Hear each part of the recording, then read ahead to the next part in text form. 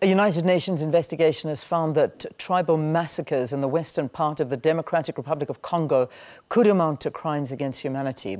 Over 500 men, women and children were killed and in clashes between Banunu and Batenda communities in December.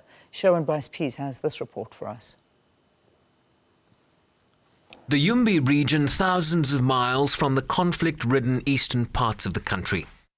In January, the UN cited credible reports of at least 890 deaths in the tribal violence, but the latest report confirming that 530 Banunu villagers and just 5 Batende were killed. These figures are most likely an underestimate. The number of casualties is believed to be much higher, as the bodies of some who died are believed to have been thrown into the Congo River.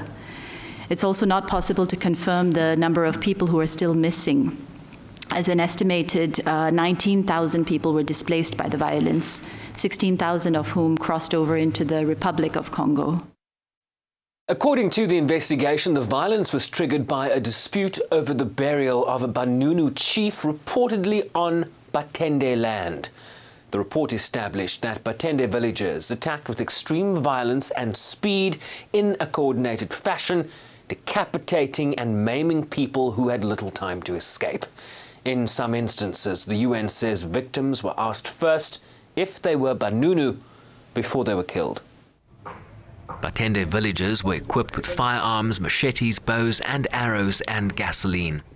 The report details the horrors documented, such as a 2-year-old reportedly thrown into a septic tank, and a woman reportedly brutally raped after her 3-year-old child was decapitated and her husband killed. The investigation concluded that the crimes documented in Yumbi may amount to crimes against humanity of murder, torture, rape, and other forms of sexual violence, as well as persecution. Police who were aware of tensions in the region were not in place when the attacks happened. There were clear indications that there were rising tensions, especially after the burial of this customary chief. There were police that had been deployed, but they left before the attacks actually took place. So there was a clear absence, of preventive action being taken by the authorities in this instance.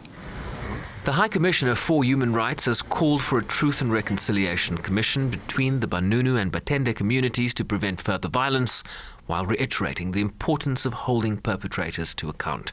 Sherwin Bryce-Pease, SABC News, New York.